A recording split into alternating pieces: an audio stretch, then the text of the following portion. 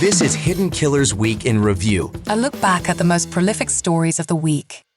Murder in the morning from the Hidden Killers podcast. So an alibi by nature really means that like there's something or someone, typically someone, who can vouch for your existence at a location or a place at a certain time that others may say, well, where were you?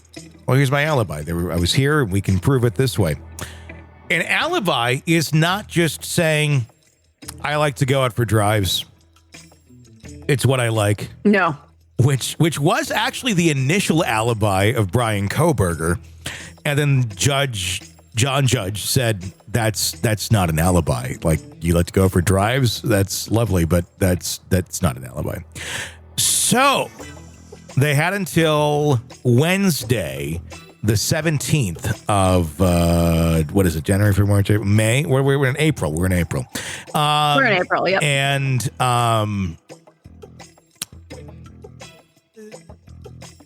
Ann Taylor said, okay, we have an alibi. We're going to give you the alibi because they needed to file that if they're going to go with an alibi defense. And keep in mind, you don't have to have an alibi defense. You can easily say, we're just going to argue the facts. We're going to argue what you're coming at us with. We're not going to do an alibi defense, especially if you don't have a very good alibi. But said, okay, we have an alibi.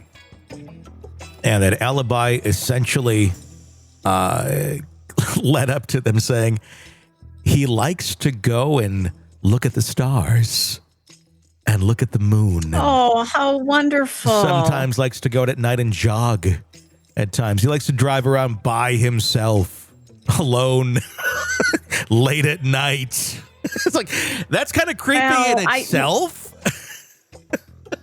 I'm sitting here like a couple weeks ago, I was out at midnight out in the country looking for the Northern Lights. And I was by myself. Does that mean I'm a murderer? You're not a 22-year-old college student that seems to have extremely antisocial personality that has zero people sticking up for him. Other than people online who know nothing about him. There has not been any friends or family or anybody who's yet to stand up and say, I don't think he has anything to do with this. His family's been silent. Everybody's been silent the whole time. And it's kind of telling when you have zero supporters of you and your personality when the rest of the world is crucifying you. So, yeah, here's the defense. I'm going to actually read the document here that was filed by Ann Taylor, and this is supposed to be an alibi. So let's go through that, and comes now. Buckle up. Bryan C. Kohberger, by and through his attorney of record, Ann C. Taylor, public defender, and hereby files a supplemental response to the demand for alibi in compliance with Idaho Code 19-519 and Idaho Criminal Rule 12-1. Mr. Kohberger moved to Pullman, Washington in June of 2022, and as an avid runner and hiker, he explored many areas of Poros. Of note, he explored Wowai Park. There's a lot of W's here. It's Wawai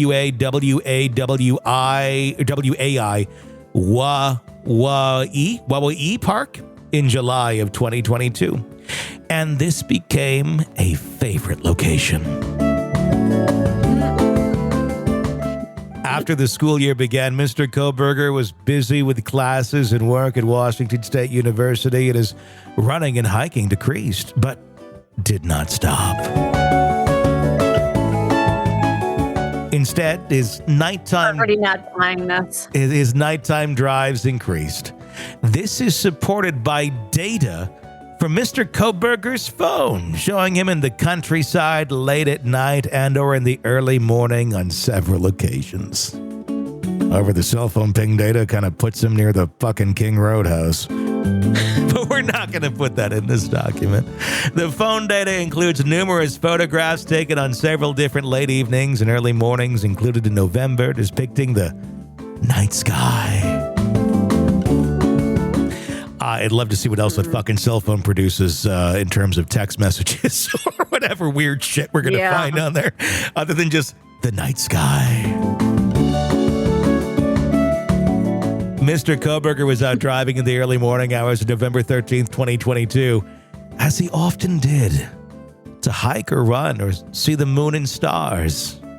He drove throughout the area of South Pullman, Washington, west of Moscow, Idaho, including Wawa Park.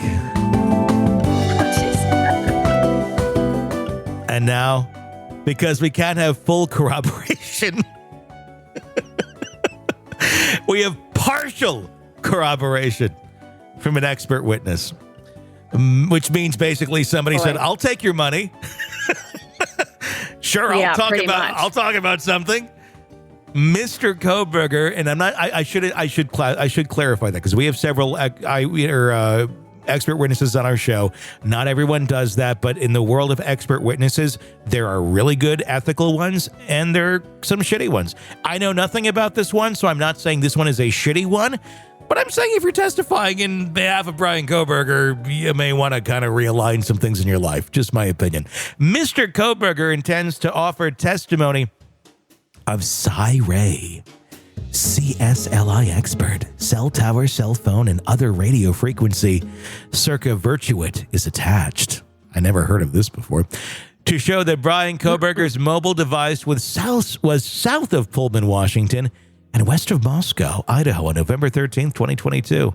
That Bryan Kohberger's mobile device did not travel east on the Moscow-Pullman highway in the early morning hours of November 13th, and thus could not be the vehicle captured on video along the Moscow-Pullman highway near Floyd's cannabis shop. Here's the deal. His cell phone was off during the hours of the murder. So is that a common thing where he turns it off at those hours of the morning? I think that'd be a good point to bring up. And number two, the triangulation data that does exist for when his phone was on right before the massacre and right after the massacre does put him over there. So if he went out for a jog when during was the last time you turned your cell phone off? I don't even know. It's been, honestly, probably. I can tell you when I turned mine off. Unless it died, it's been years. Yeah, well, I can tell you, I turned mine off, I think it was 2 weeks ago. I dropped it. It did something stupid. It froze. I needed to reboot it. Otherwise, nope. And how convenient that it just and goes. Not in the middle of the night, I can tell you that. In the middle of the night during the specific hours where the murder took place. Yeah. I also have another theory, if you don't mind my sharing. Okay, yeah. So my thought is, let's just hypothetically say he is thinking of murdering these people. Mm-hmm. He knows he's very educated in criminal things. Yeah. This is what he's been studying, knowledge-y. So he knows that cell phones are tracked. Well, you'd hope so. So what if you'd hope he knows that. Let's say he has a friend. I don't know that he has any friends. We don't know this. We're really unaware of any who exist yet. Okay, but what if he left his phone somewhere knowing he was going to allegedly commit these murders and then went back and retrieved the phone and turned it back on? What would be the difference of just turning it off and taking it with you? Placement, knowing that it would ping a certain hour once he came and got it, saying, no, I was there the whole time. But the cell phone can say if it was turned on or off. And so we know it was turned on. It can, absolutely. So we know it was purposely turned off during those hours. And then it suddenly turns back on driving out of Moscow. It's on driving into Moscow. And suddenly we're like, it's the stars. It's the night sky.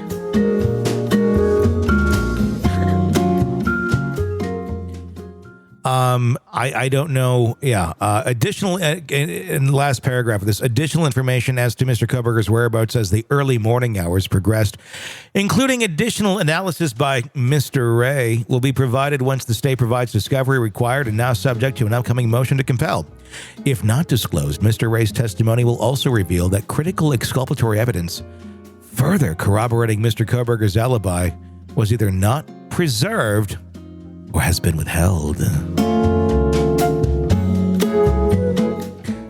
I don't really think so, because we have cell phone triangulation data that already shows you over there. Bravo Ann Taylor, though, for trying to create some reasonable doubt. She's doing a good job at that, especially with maybe people who aren't the brightest, who don't quite understand how all these things work, and they'll just buy it saying, oh, well, this guy says it must be true. And that's really all you have to, do sometimes in a trial is, speak to the lowest common denominator that happens to have, 8 weeks of life to give up to sit in a courtroom. So all you need is that one person who really doesn't understand how cell phones work because they have a jitterbug phone. Yep. Yeah. You've just given them reasonable doubt. Exactly. So that is his alibi. It's gone from being, I like to go driving at night, and the court said we don't buy that. We need better explanation. I like to go driving at night and look at the stars and the moon, and sometimes I like to jog over here at Wah Park. Okay. And how are you going to prove that?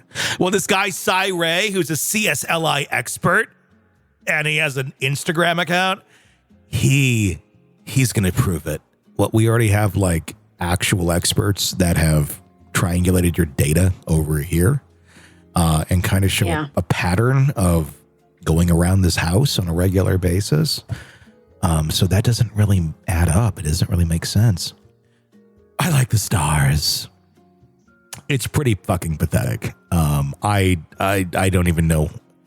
I don't even know why they're submitting an alibi at this point. I'd just say go without one, because I don't see how this is going to work in anyone's favor unless they go to the angle of, you know what? He is a weird guy. He is kind of a loner. He has no friends. He just likes to go out at night and drive around. And yeah, it's kind of strange, but it doesn't make him a killer. He's just kind of one of those weird guys. But everyone's been persecuting him just because he's a weird guy. I could see that trying to be the longer term play on this than just what we're reading right now. Because Ann Taylor has a strategy, I'm sure, but this just is fucking ignorant as shit right now, just as it reads. But I think there's a bigger play at hand here. So. Yeah, and I think it's because she might be seeing that her client is guilty, and she needs to come up with at least something to make the jury go, I don't know.